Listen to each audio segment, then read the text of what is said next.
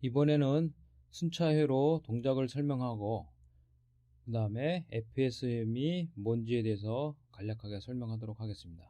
그리고 마지막에는 순차회로 설계 절차에 대해서 간략하게 얘기하도록 하겠습니다.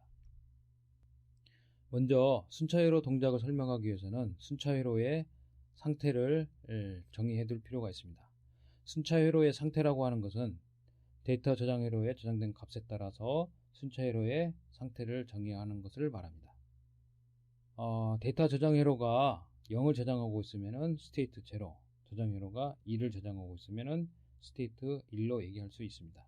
즉 저장 회로가 저장하고 있는 값에 따라서 각각의 상태를 얘기할 수 있겠습니다. 물론 저장 회로 값이 0이라고 해서 스테이트 0라고 항상 얘기하는 것은 아닙니다. 이 저장 회로의 값에 따라서 스테이트를 어사인하는 것은 그 시스템을 설계하는 사람의 몫이 되겠습니다. 순차 회로의 동작은 순차 회로에 대한 입력 그리고 출력, 상태 정보로 표현할 수 있습니다. 상태표와 상태 천유도를 사용해서 이러한 순차 회로의 입력, 출력, 상태 정보를 표현할 수 있겠습니다. 상태표를 스테이트 테이블, 그다음에 상태 천유도를 스테이트 트랜지션 다이어그램이라고 얘기합니다. 다음은 플립플롭의 입력 방정식에 대해서 얘기하겠습니다. 입력 방식이라고 하는 것은 플립플롭의 입력 신호를 발생시키는 조합회로를 표현한 불 방정식을 입력 방정식이라고 얘기합니다. 플립플롭의 입력 방정식은 플립플롭의 다음 상태를 결정하는 방정식이 되겠습니다.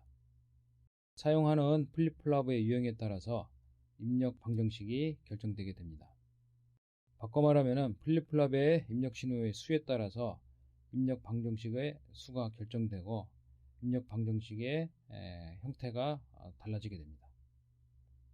예를 들어 D 플립플롭을 사용하는 경우에는 입력 방정식이 하나이면 되지만은 SR 플립플롭인 경우에는 두 개의 입력 방정식이 필요합니다.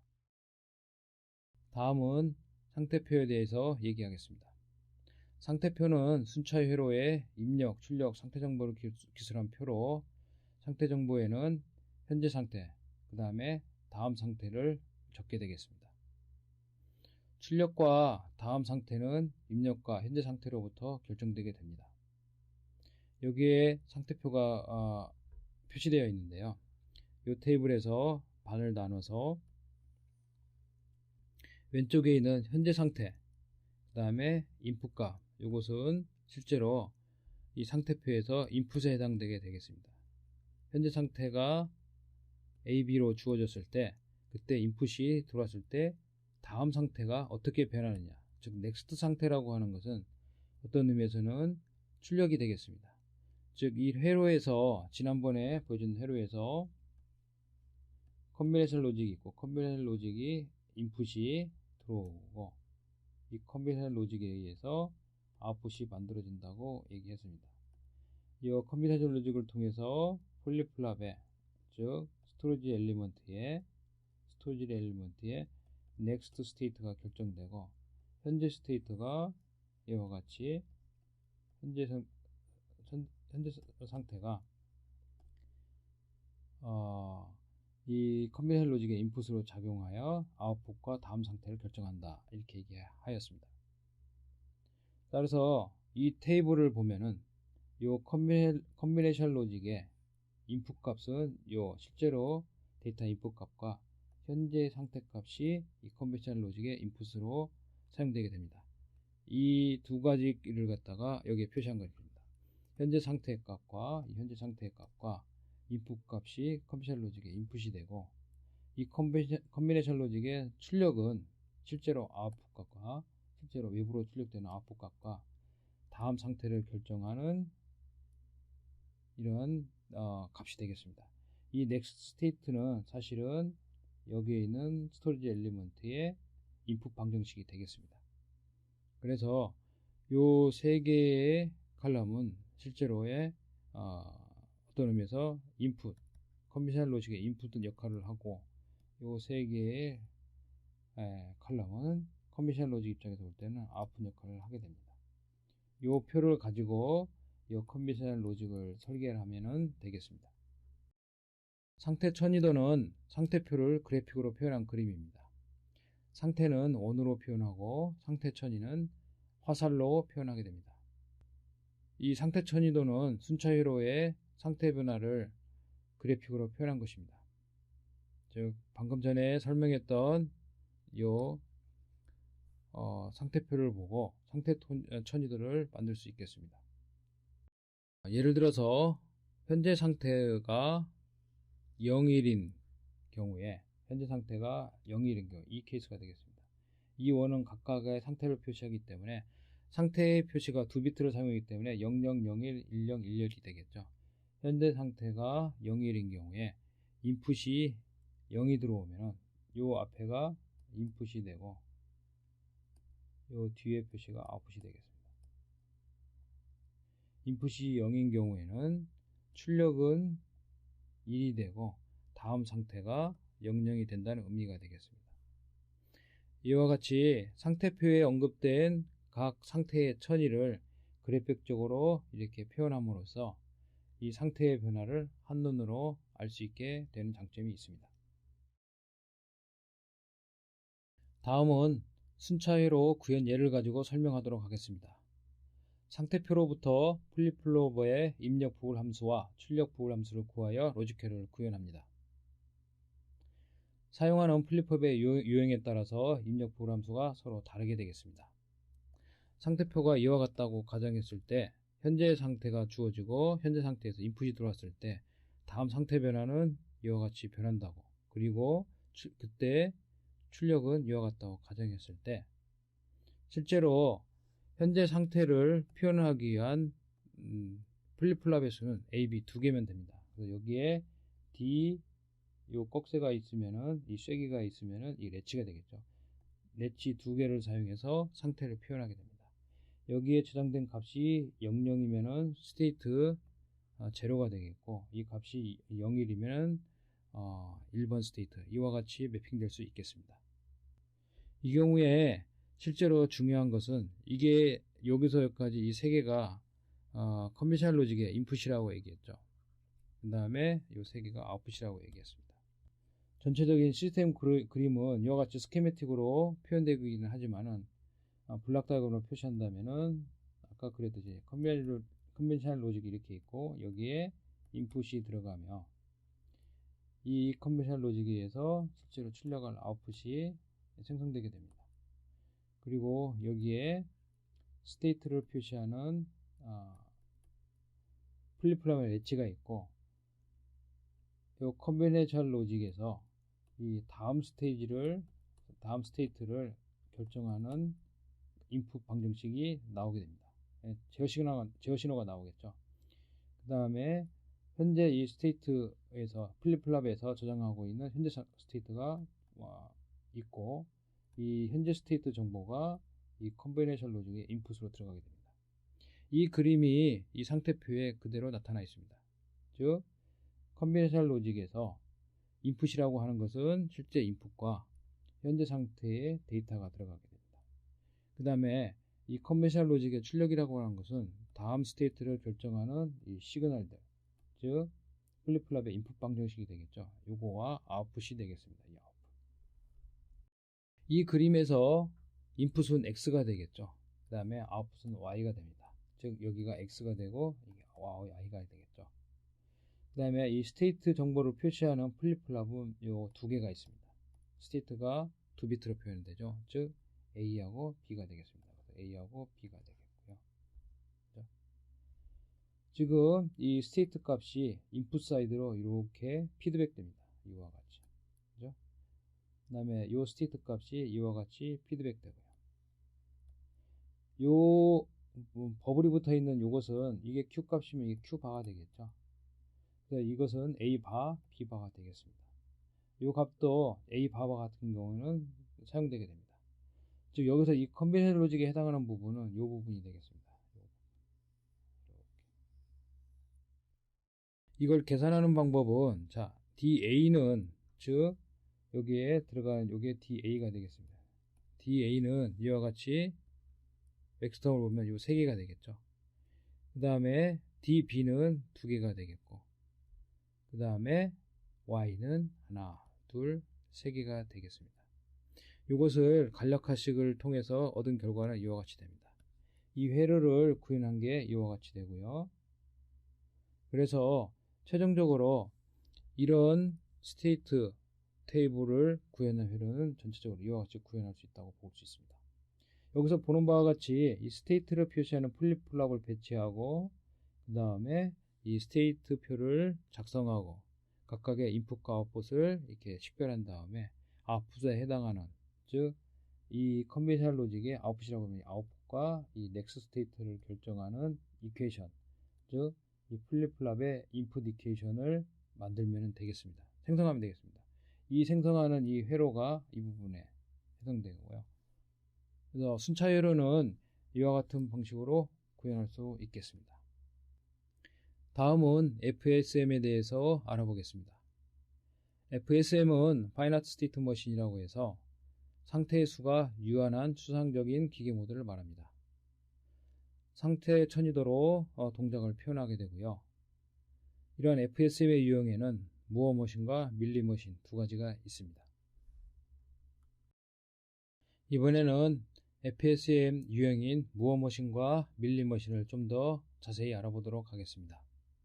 무어 머신은 출력이 현재 상태에 의해서만 결정되는 파이나트 스테이트 머신입니다. FSM입니다. 이와 같이 출력은 실제로 아웃풋 로직에서 만들어지는데요. 이 아웃풋 로직을 결정하는, 즉 아웃풋 로직의 인풋은 현재 스테이트만 가지고 합니다. 즉 인풋 값은 아웃풋 값을 결정하는데 사용되고 있지 않습니다. 반면에 밀리 머신은 출력이 현재 상태와 입력에 의해서 결정되는 파이나트 스테이트 머신입니다. 즉 아웃풋 값이 아웃풋 로직에서 결정되는데 아웃풋 로직의 인풋은 이 두 개가 됩니다. 즉 현재 상태와 인풋 값이 이와 같이 들어가게 됩니다. 이와 같이 무어 머신과 밀리 머신은 큰 차이가 있게 됩니다.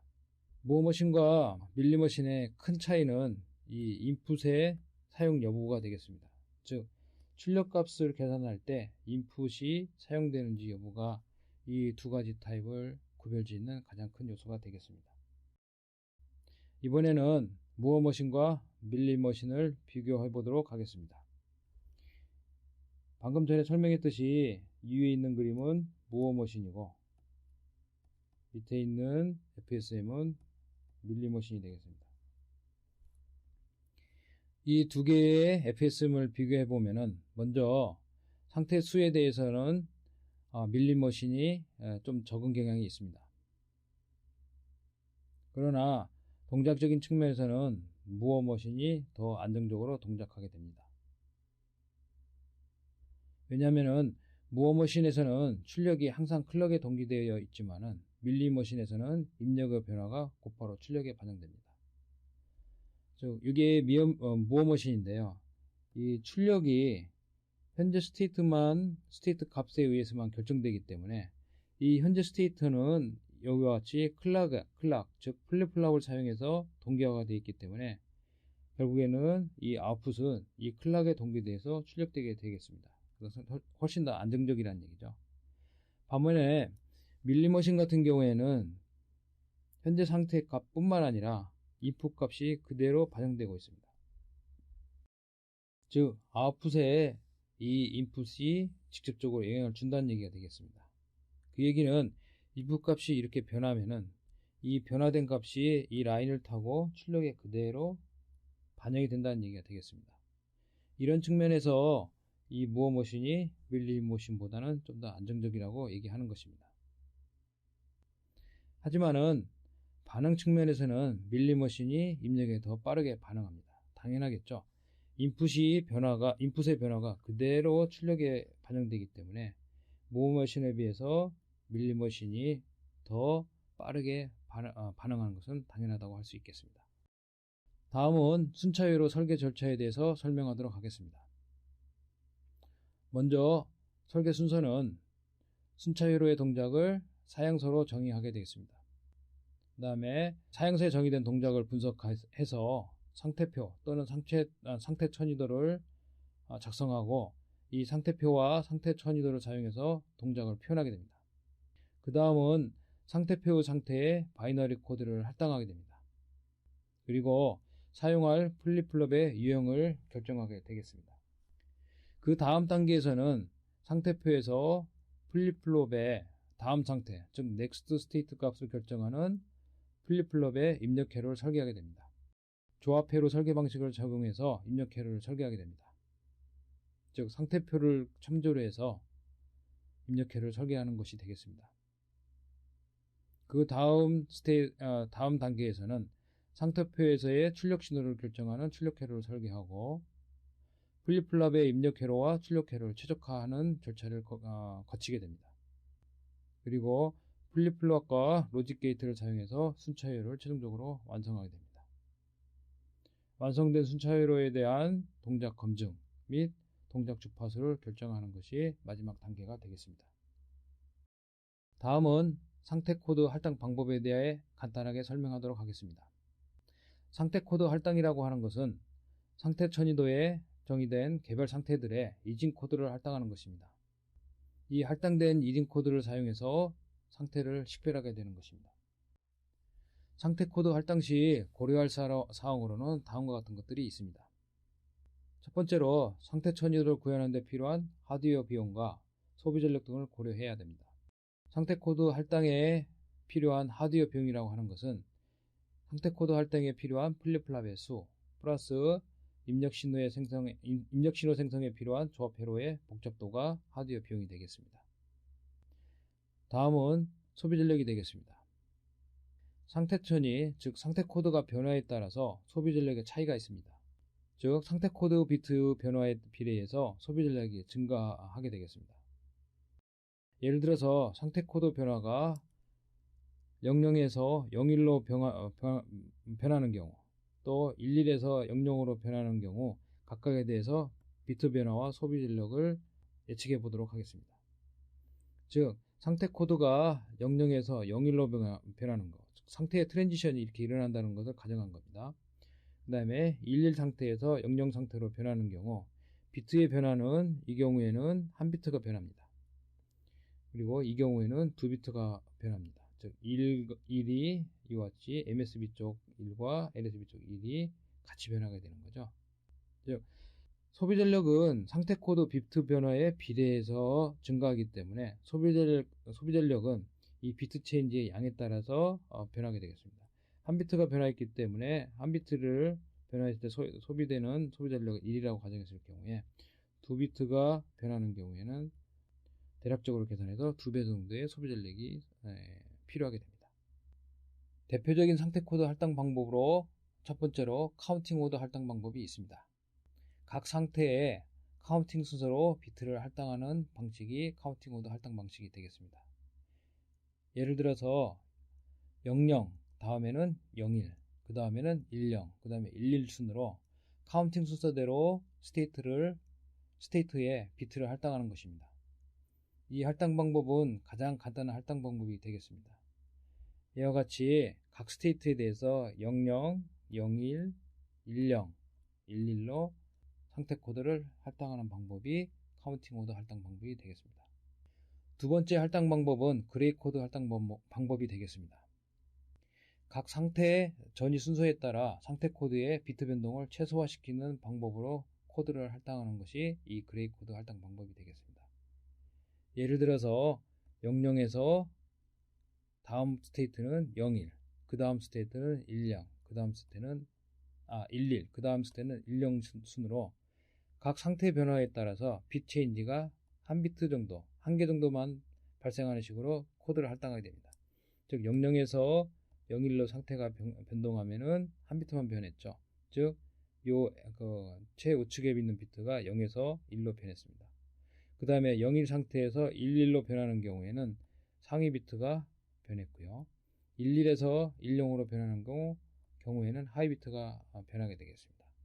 이렇게 그레이 코드를 할당함으로써 얻을 수 있는 이득은 소비 전력을 좀 줄일 수가 있고요.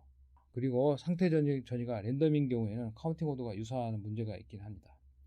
상태 전이가 이와 같이 정해진 순서대로 00, 01, 11, 10으로 되는 경우에는 비트 변동이 최소화돼서 소비 전력을 최소화할 수 있지만은 상태 전이가 랜덤하게, 즉 00에서 10으로 갔다가 다시 10에서 뭐 11로 간다든지 11에서 00으로 간다든지 이런 식으로 상태 전이가 랜덤하게 발생하는 경우에는 앞에서 설명한 카운팅 오더와 유사하다고 볼 수가 있겠습니다.